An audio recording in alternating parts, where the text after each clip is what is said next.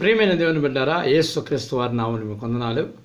ఈరోజు ఒక ముఖ్యమైన విషయాన్ని మీకు తెలియజేయాలని ఆశపడుతున్నాను. అదేమిటంటే, క్రైస్తవులు ఎప్పుడు విడాకులు తీసుకోవాలి, అసలు విడాకులు తీసుకోవచ్చా, విడాకులు తీసుకోదలుచుకుంటే తప్పనిసరిగా ఎప్పుడు తీసుకోవాలి అనే అంశాన్ని మనం ఈరోజు తెలుసుకునే ముందు యేసుక్రీస్తు వారి నామములో మీకు వందనాలు. యేసు పలుకుతున్న మినిస్టర్ పని మీకు శుభములను గాక.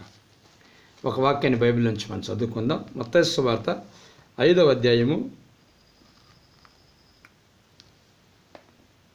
31వ వచనం చదువుకుందాం. తన భార్యను విడనాడు వాడు ఆమెకు పరిత్యాగ పత్రిక ఇవ్వాలని చెప్పబడి ఉన్నది కదా.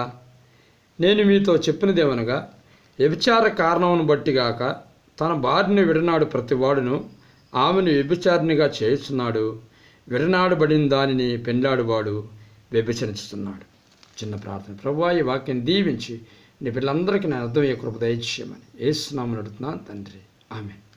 గమనిస్తున్నారండి, ఇక్కడ విడాకులనేవి, భార్యాభర్తల విడాకులనేవి ఒక వ్యభిచార కారణమును బట్టే తీసుకోవాలి. కానీ ఇంక భర్త కొట్టాడనో, తిట్టాడనో, తాగుతున్నాడనో, భార్య తాగుతుందనో, లేదా భార్య మాటంటలేదనో, భార్య ఊరుగురు పుట్టింటికి వెళ్తుందనో, లేదా భార్య దొంగతనాలు చేస్తుందనో, దొంగనో, లేకపోతే ఇంకేమన్నా పొరపాట్లు చేస్తుందనో, ఒక వ్యభిచారం తప్ప ఇంకేది చేసినా, భర్త వ్యభిచారం తప్ప ఇంకేది చేసినా విడాకులు తీసుకోకూడదు.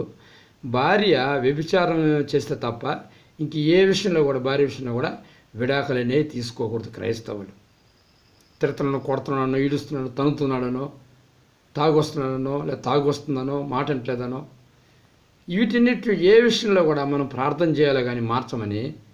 ఒక వ్యభిచార విషయంలో మాత్రము తప్పకుండా విడాకులు తీసుకోవాలి. 8 వ్యభిచార విషయంలో తప్ప ఇంక అన్ని విషయాల్లో కూడా విడాకులు తీసుకోకూడదు. నిజంగా నీ భార్య వ్యభిచారం చేస్తుంటే నువ్వు కళ్ళారా చూస్తే తప్పకుండా ఇష్టం లేకపోతే విడాకులు తీసుకోవచ్చు.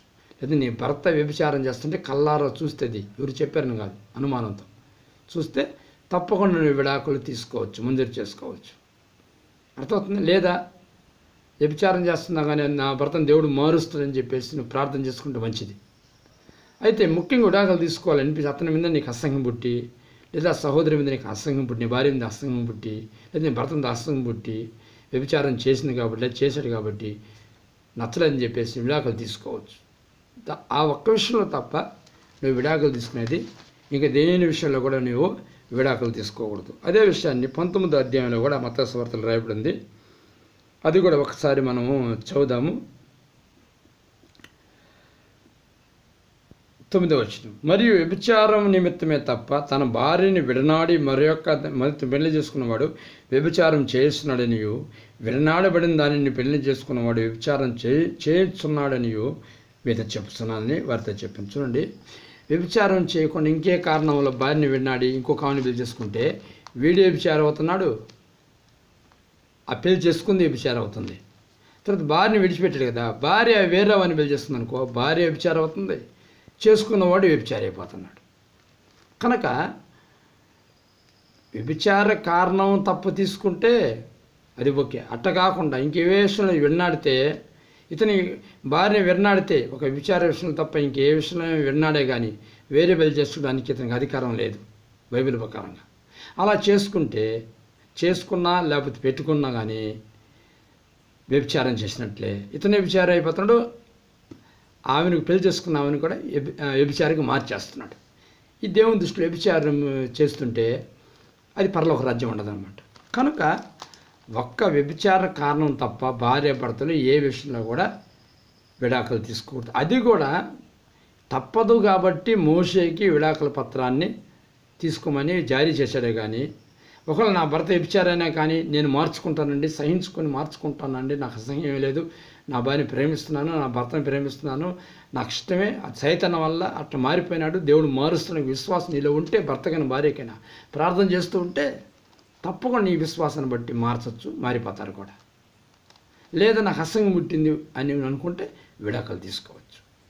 కనుక ఒక వ్యభిచారణ కారణ విషయంలో తప్ప ఇంక ఏ విషయంలో కూడా దయచేసి విడాకులు క్రైస్తవులు తీసుకోకూడదు అనేది తెలుసుకోవాలి. ఉచ్చుక్కమంటే విడాకులు తీసుకోవడం, చిన్నదానికి పెద్దదానికి తాగొచ్చండి, లేకపోతే భార్య సరే కాపురం చేయట్లేదని, మాట అంటలేదని, ఈ విషయాల్లో మాత్రం విడాకులు తీసుకోకూడదు. ప్రతి ఒక్క క్రైస్తవుడు, ప్రతి ఒక్క దైవజనుడు, విశ్వాసి, భక్తుడు పెట్టుకోవాల్సింది ఏంటంటే, ఈ ఒక కారణం తప్ప ఏ కారణాన్ని బట్టి కూడా ఎలా శోధిస్తున్నా, వేధిస్తున్నా, సిగరెట్లతో కాల్చినా, తన్నినా, ఏం చేసినా కానీ నేను చెప్తున్నాను, విచారణ కారణం బట్టే తీసుకోండి. ఇంకే విషయంలో కూడా తీసుకోకూడదని బైబిల్ చెప్తుంది.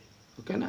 ప్రార్థన చేసుకుని, ప్రభువా ఈ వాక్యాన్ని అర్థం చేసుకొని దీని బాగా నడుచుకుని దయచేయమని యేసు నామములో అడుగుతున్నాను తండ్రి. ఆమేన్.